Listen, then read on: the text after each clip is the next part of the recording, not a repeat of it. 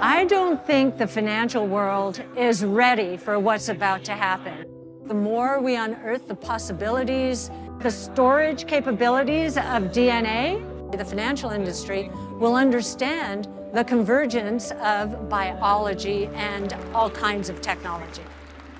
I'm Cathie Wood, CEO, CIO of ARK Invest, and this is Ginkgo Ferment. All right, welcome back, everybody, for the next panel here at Ginkgo Ferment. I'm super excited about this. I talked about this in the opening talk. Disruptive technologies that are exponentially improving are something that honestly I think as humans we have a hard time wrapping our heads around. And you're going to get to hear from two people who I think are some of the best, maybe the best people in the world for understanding this sort of thing. Tom Knight, who's seen a number of exponential technologies in his career, from semiconductors to synthetic biology, and Cathie Wood, who makes a living out of predicting when these things are coming earlier than anybody else. And we've got Michael Specter here to moderate between the two of them, and I'm so excited for this panel that I'm going to shut up. Come on up, everybody. Really looking forward to it. Jason stole my initial thunder, which annoys me, but that's okay. I'll repeat it. So my first question, first of all, I moderate a lot of things. I've never been on a panel with two remarkably revolutionary people from such disparate worlds. So it's kind of exciting. And the first thing I want, and by the end of this hour, I'm sure we'll all be able to invest the way she does and do science the way he does. So it shouldn't be a problem. My first question involves the word disruption. I spend much of my time in Palo Alto. It isn't possible to have a conversation with any human being that lasts more than a sentence in which the word disruption, disruptive, disrupt appears. And I don't even know what it means anymore, but it means something, and I'd like to ask you guys to define it as you think it should, not the bastardized version, but the thing that really matters. What is it? How do we find it? Well, I don't think I ever called anything I was doing disruptive. So let's start there. I would say, it always seemed like it was the obvious next thing to do. And, I never thought of it as, I'm the maverick, I'm going to go do something weird. It was the obvious next thing. Cathie? Sure. We had a little bit of a prep, and that's the first thing Michael said to me, which is, disruptive innovation. What's so creative about that? Every day I hear this word, every sentence.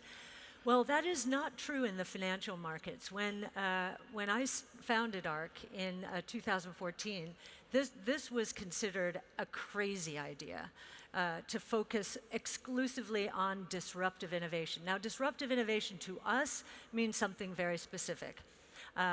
It needs to meet, in order to become a part of our platform, the disruptive innovation needs to meet three criteria.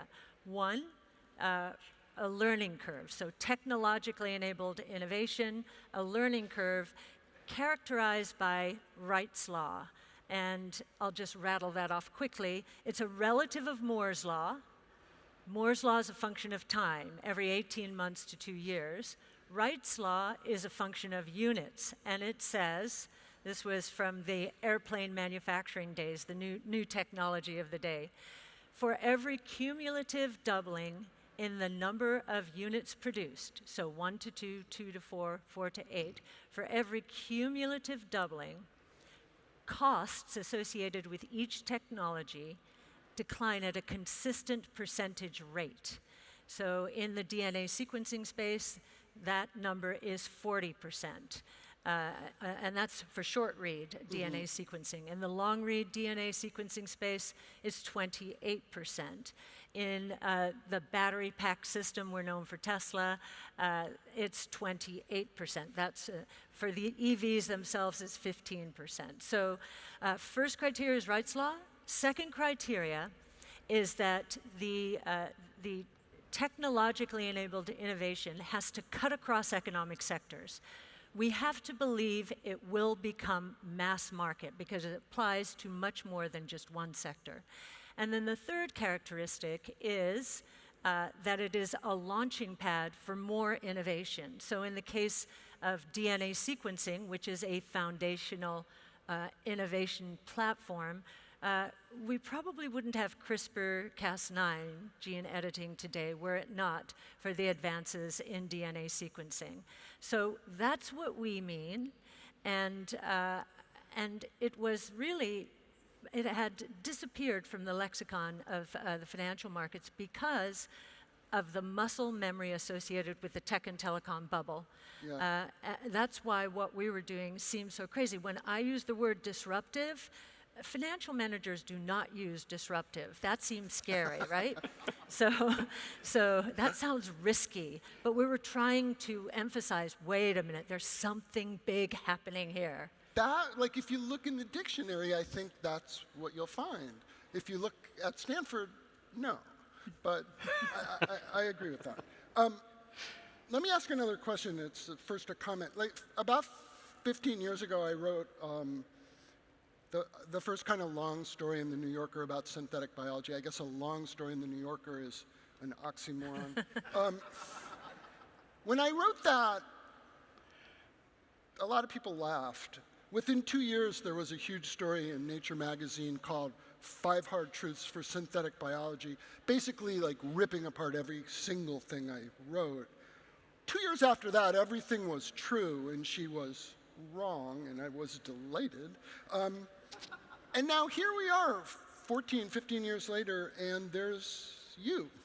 So I guess my question is, how do you know, like, we live in a country that's mostly like a quarterly profit place.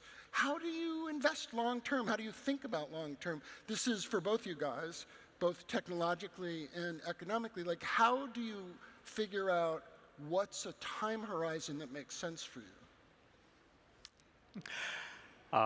As far as I'm concerned, you have to understand one thing, which is that that by background I'm an engineer, and unrequited. And when I look at scientific technologies, I look at them always from the standpoint of what can I do with that technology? How can I utilize that technology to do something that nobody else can do? And one of the remarkable things about biology, of course, that I learned back in the early 90s was it's programmable. And because it's programmable, all of a sudden you can start doing remarkable things. You can, I can apply a lot of what I know about engineering to designing biology. And one of the things that that I think is a characteristic of disruptive, of a disruptive technology, is the idea that you are applying ideas and technology from one field and using it in a completely different field.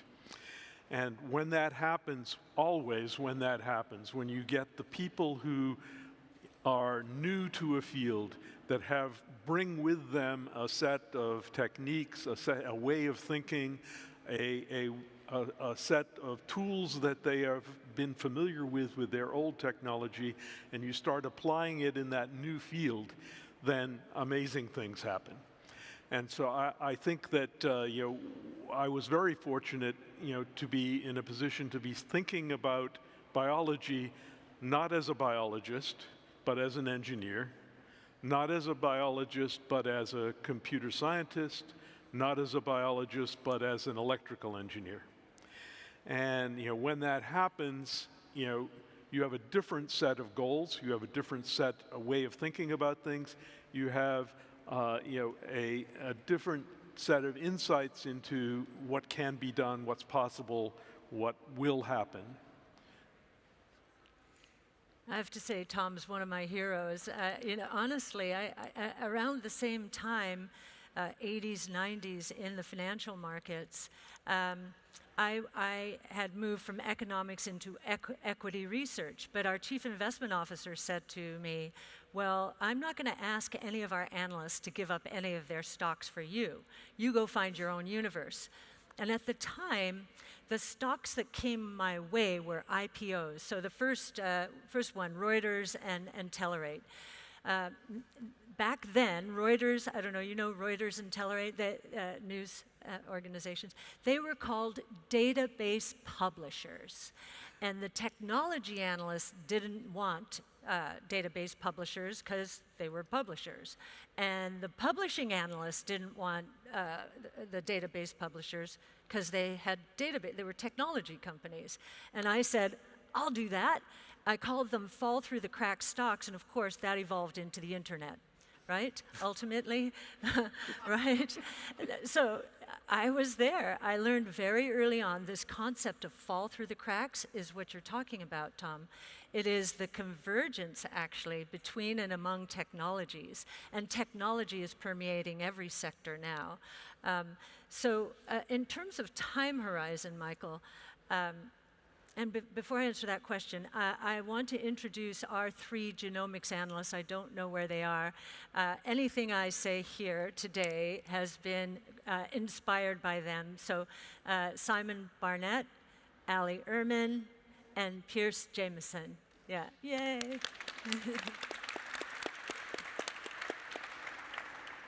So now, Simon, Ali, and Pierce, we will sit in on a brainstorming session with all of the other analysts from the firm, each one who is specialized in a technology. So the way we've set up our firm, I'll get to your time horizon in a minute, the way we set up the firm was our analysts are not healthcare analysts. They are focused specifically, in Simon's case, for example, diagnostics and tools. Ali is therapeutics, and Pierce is more plant-oriented biology. But they're doing much more than that. They're just they're areas of specialization in genomics.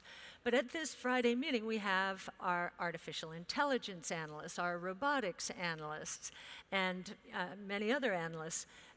And we brainstorm. Now, why do we do this? It's to get at what you're talking about, Tom. Genomics analysts have a good understanding of the brain. Neural networks are patterned after the brain. Our artificial intelligence analysts must communicate with our genomics analysts, and they do. We have a very collaborative. So I believe we are, at this time, seeing an explosion in the convergence between and among technologies. And, it's one S-curve feeding another S-curve feeding another S-curve, and there's going to be explosive growth that most people in the financial world do not expect, because they're not set up this way. They're set up very siloed by specialization. Our investment time horizon is 5 years. We have to believe that within 5 years, we will be able to model out a company's revenue growth and EBITDA growth, and understand that it's either at the cusp of hitting prime time or in the middle of prime time. What if you can make a guy feel inadequate? Like, you talk about falling through the cracks and suddenly you invent the internet. I fall through cracks and I just get hurt. So I just want to explore this a little more. And Tom, it's a question. In 1996, Tom wrote a story that basically most people regard as a foundational paper that led towards synthetic biology.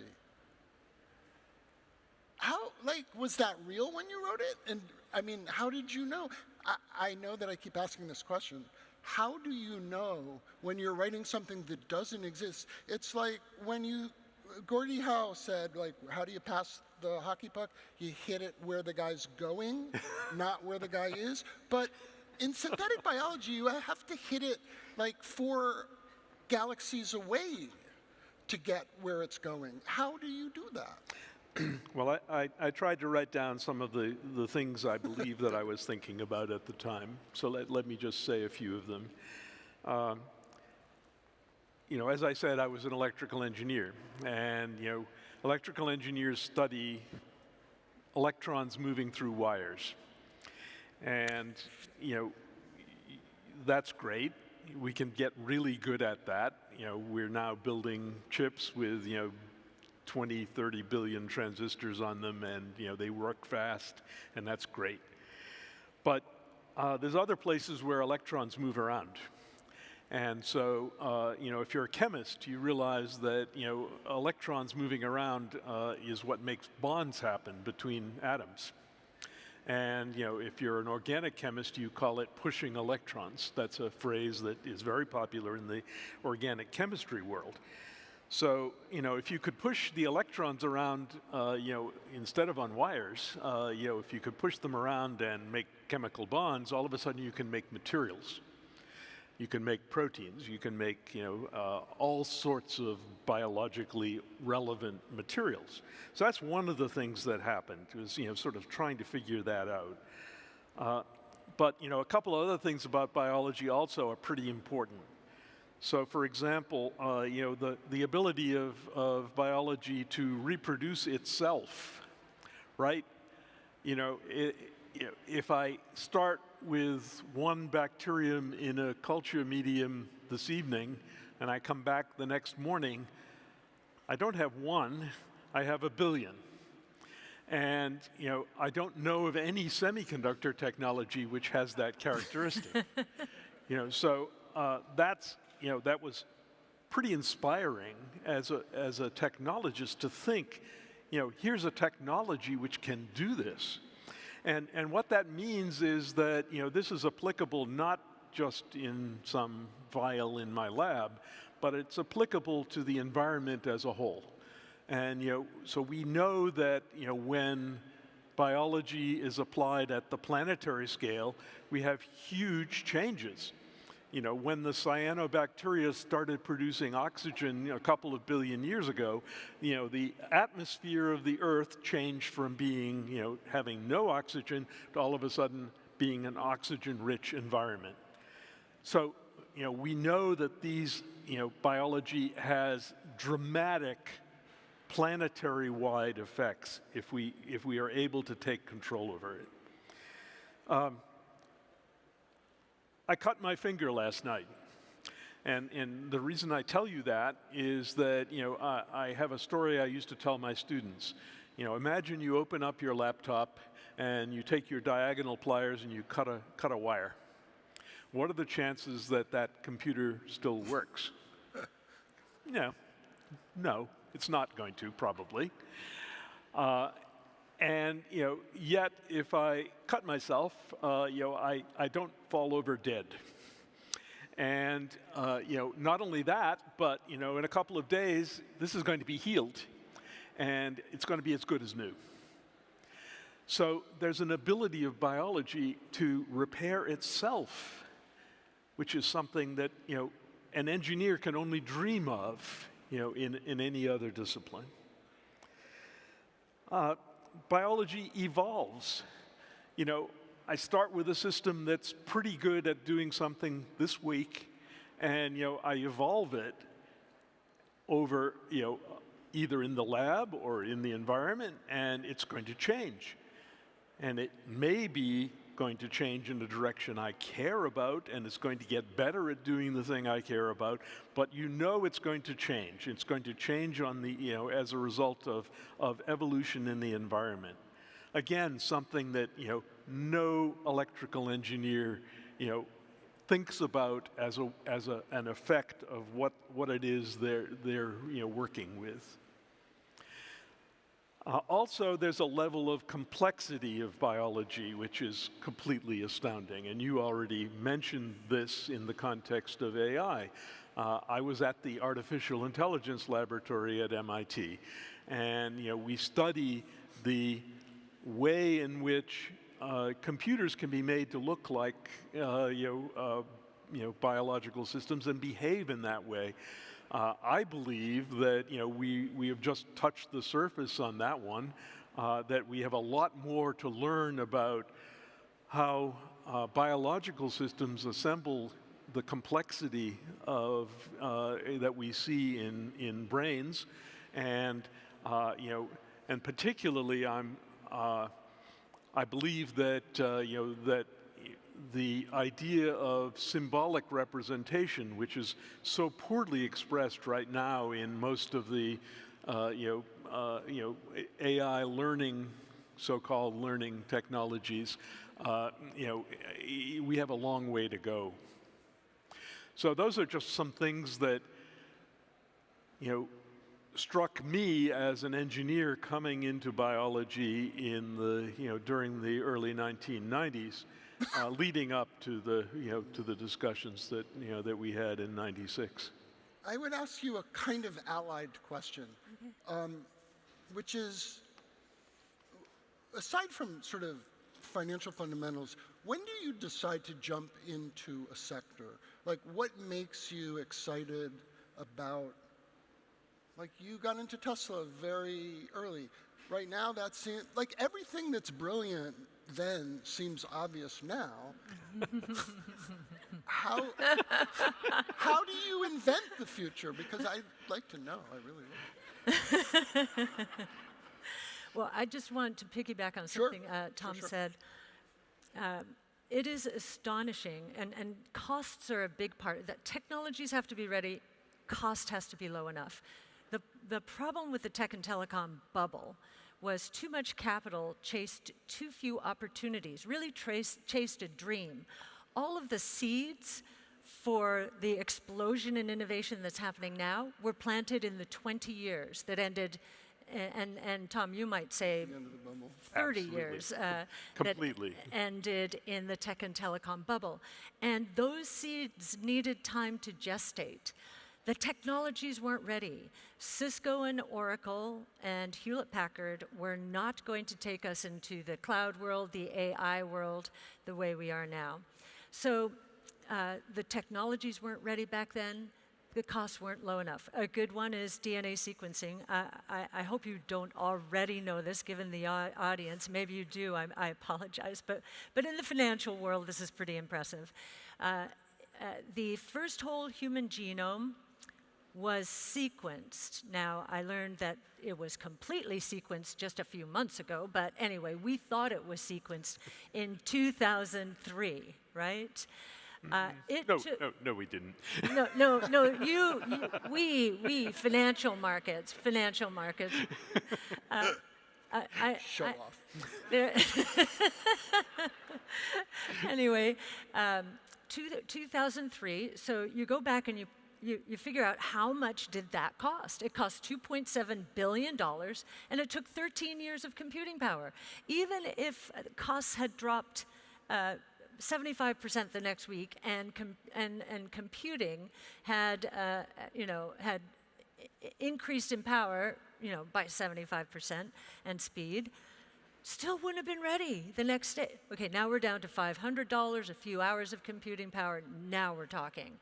What's beautiful about what's gone on, for us at least, is there was a shift because of the tech and telecom bust, and then the '08 and '09 meltdown.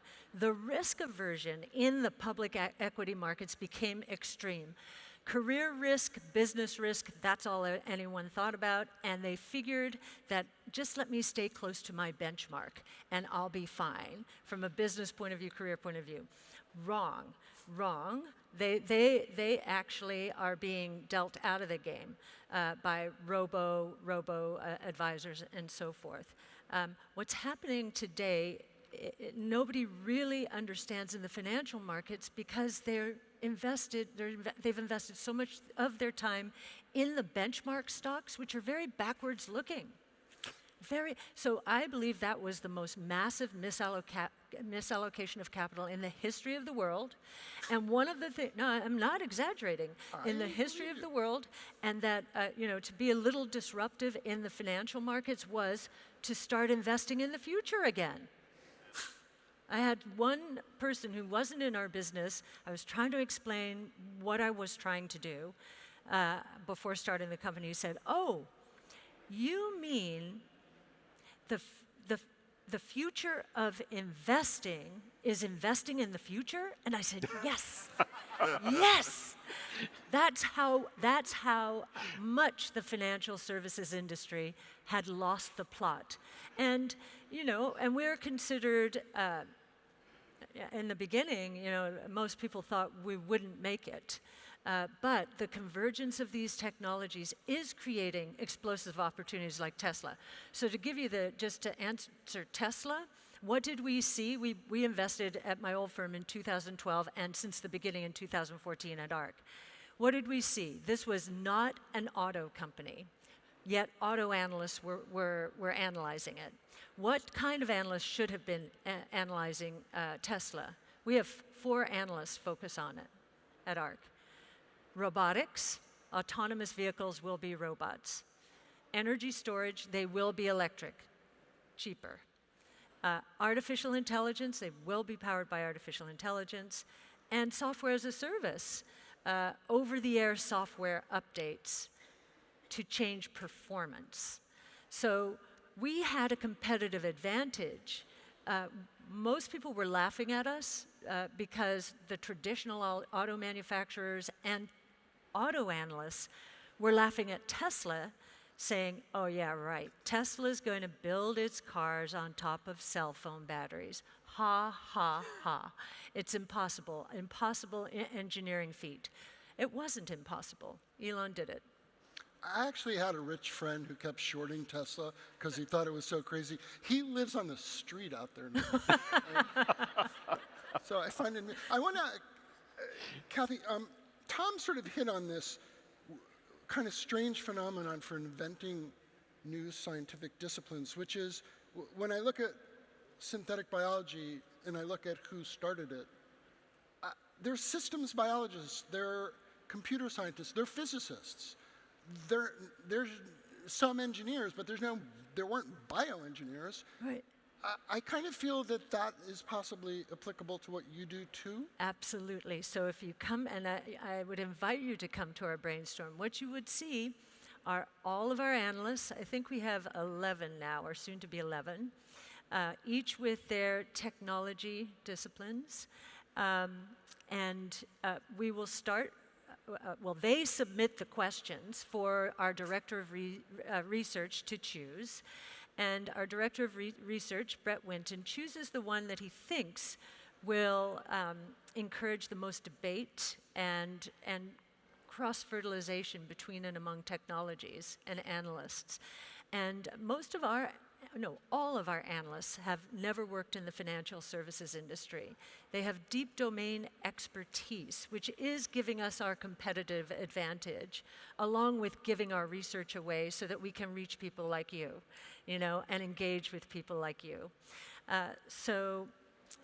You'll find, again, I'll use the neural network genomics debate, if sometimes I'm the one saying, wait a minute, that sounds like something I've heard from William in the AI world, and then hopefully get them talking about it, because out of that comes like, wow, that comes what I call aha moments. That's why we hold that meeting. And every week, think about it, 2 hours brainstorming.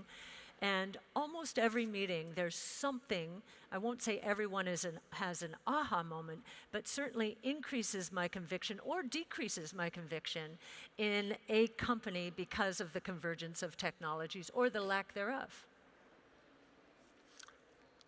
I'm sort of curious how both you feel about, there's a sort of informal, not always healthy, three-legged network between the academic, financial, and industrial worlds. I mean, sometimes it's essential. Do you make distinctions, or do you care about what bucket different groups of people fall into? Again, this is about how you think about innovation more than anything else.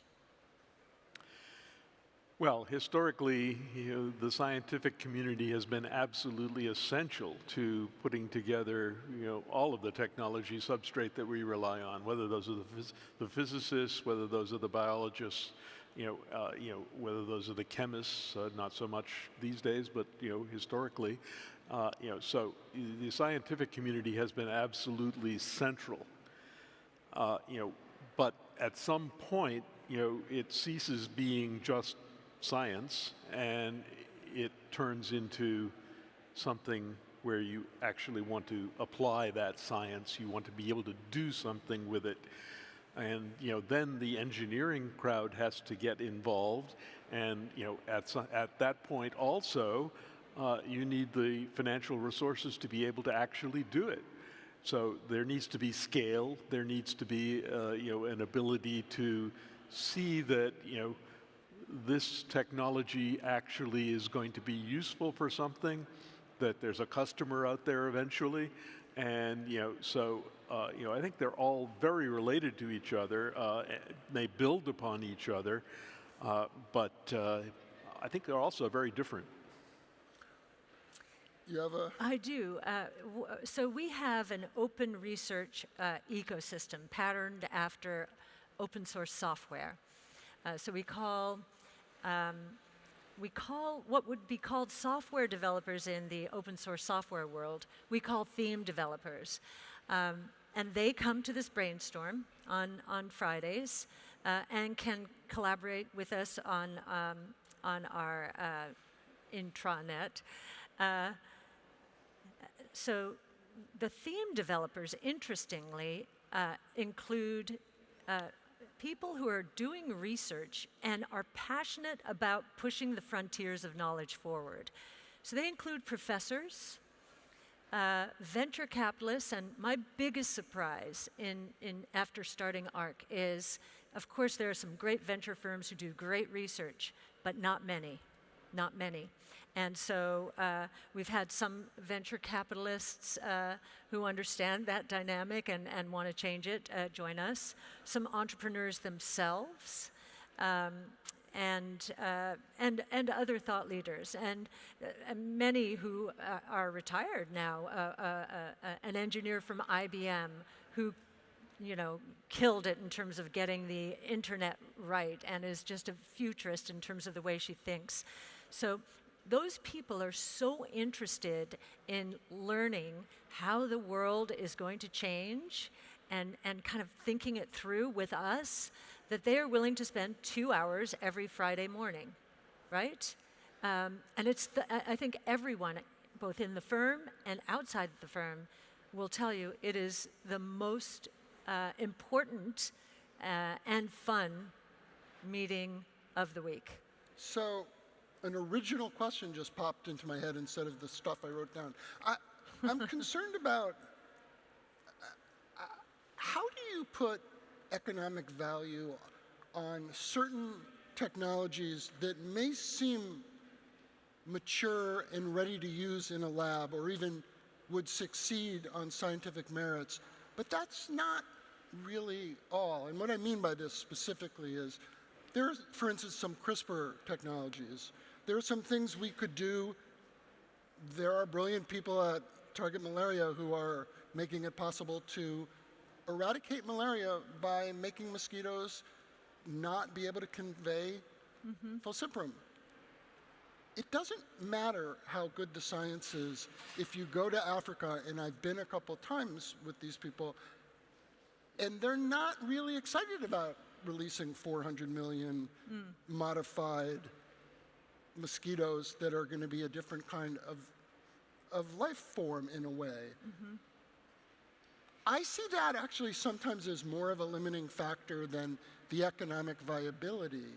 Do you, is that part of your equation, or is it just the best we can do is see if things will work and then convince people that they ought to work?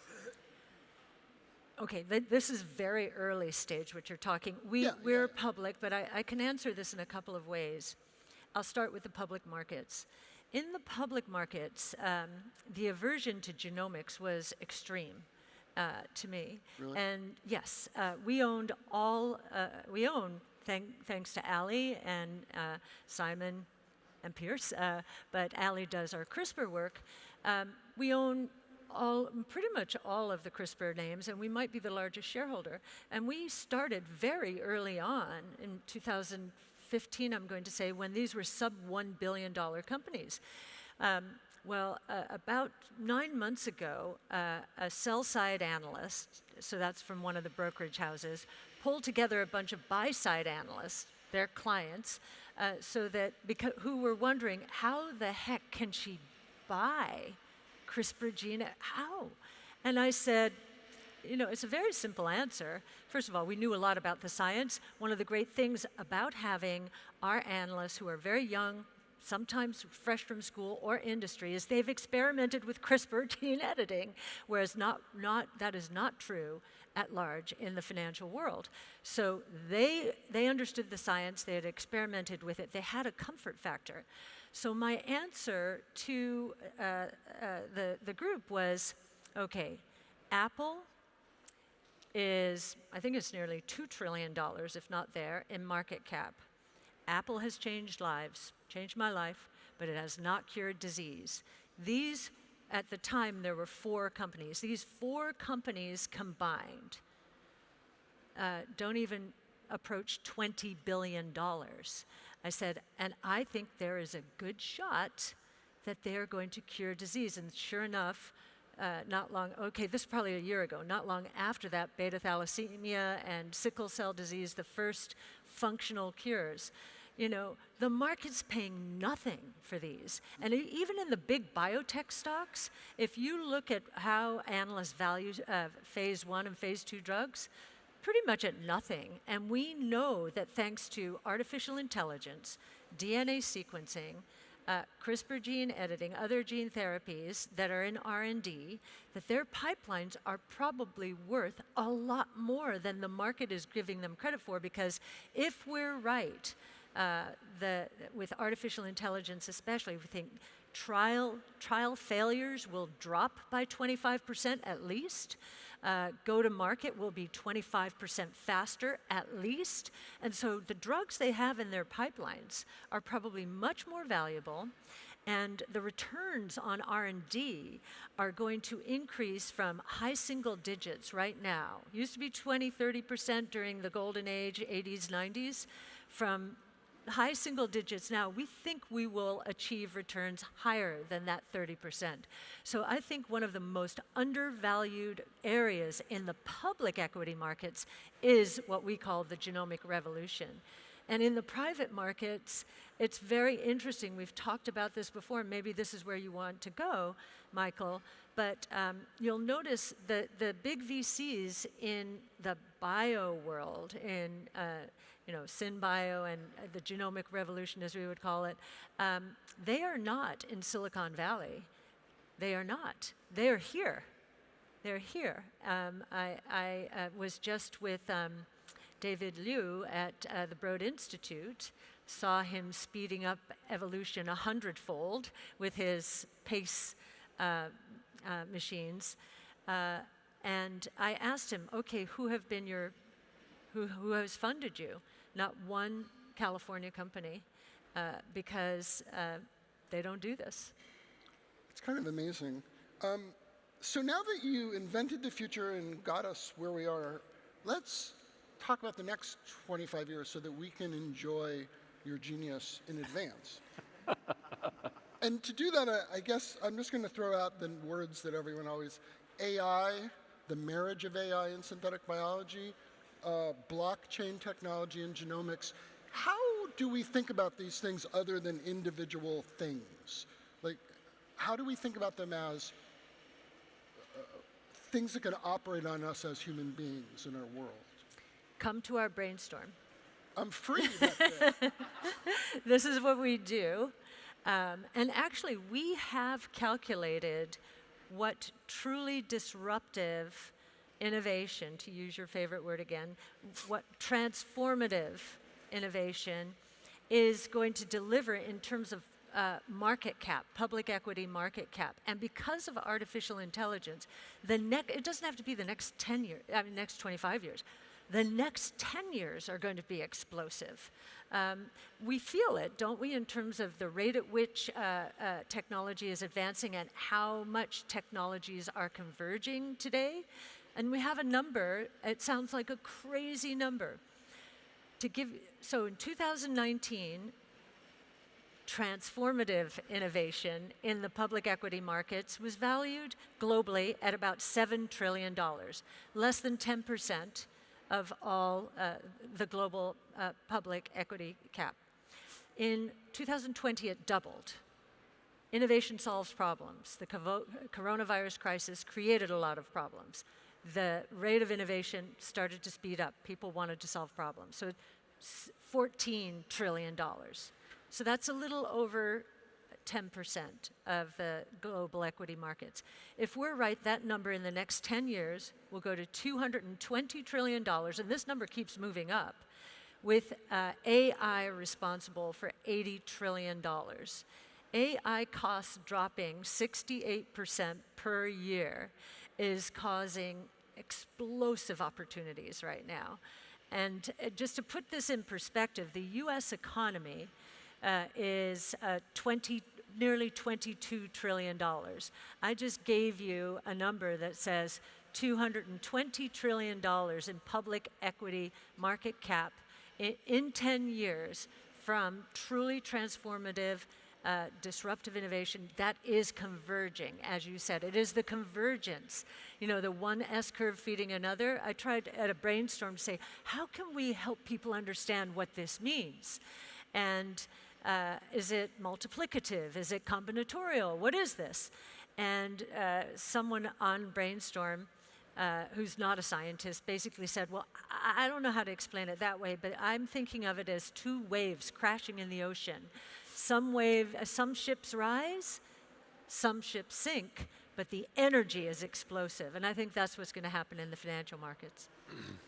You think that is true of AI? I have very specific and probably not widely held views on AI. We're not at all interested. Right. So I'm old school AI, and the sorts of AI where you are able to teach a computer about stories, or train them to think and work in symbolic representations rather than sophisticated signal processing. And I have nothing against sophisticated signal processing, which is basically where I think most of AI is right at the moment. But there's a lot more behind the scenes in AI that we have not yet figured out. And I think there's a lot to be learned from the neuroscience community, from the structure of brains, from the physiology of neural systems, that is really going to lead to a revolution in the way in which we're constructing intelligent machines. And they're going to be very different from the kinds of machines that are being developed right now. So I would like to believe that we're on the path for exponential growth in the AI field. I think actually, from my perspective, we are one or two important scientific developments away from reaching the place where that goes exponential. And I think that a lot of the biotechnology which is being developed over the last several years is going to be essential to figuring out what is missing, because there's definitely things missing, right? I don't have an AI computer that can be having this discussion with you right now. That's true.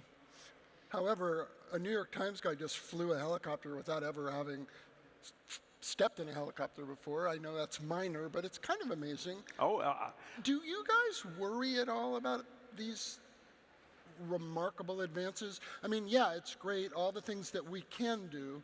I could also list a few thousand things that would end the world like that, based on synthetic biology and AI. Are we just so excited about the scientific achievements that we're not worried about that? I actually think if you listen to Elon Musk, he's scared to death about No what's going to happen kidding. with AI.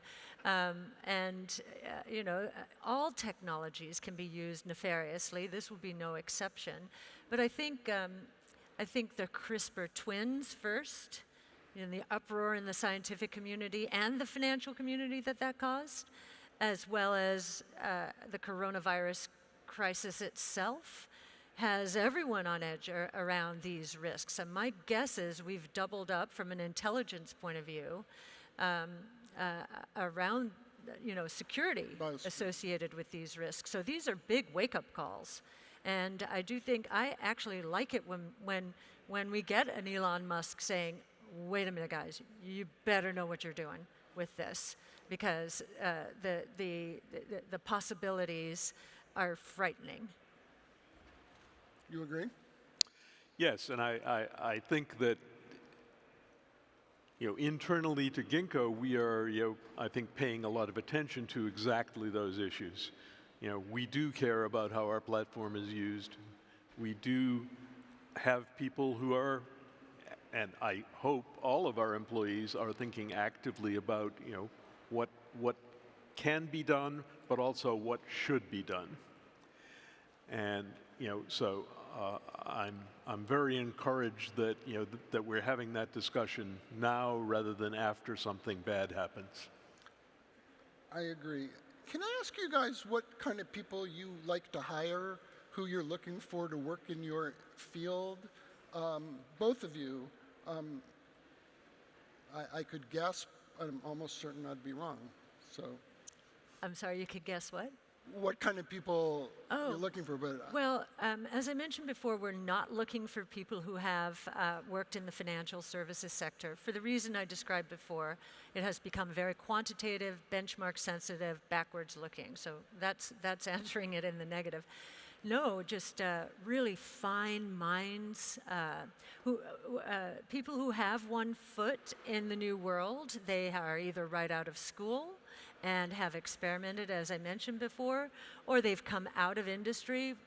We had an analyst from NVIDIA. He had been at NVIDIA for 9 years, and when we first started the company, we weren't thinking about NVIDIA and artificial intelligence. It just wasn't, it was a PC gaming chip company. That's what it was. And, here's an example of a company that is in the sweet spot, certainly from an AI training point of view. Yeah. But also critical thinkers, those who are not afraid by a lot of gray space in terms of where the answer lies, those who really are looking forward to understanding how the world works and want to help make it a better place, allocating capital to its highest and best use, and really kind and nice people, really good people. I have been told that we've exceeded our allotted time.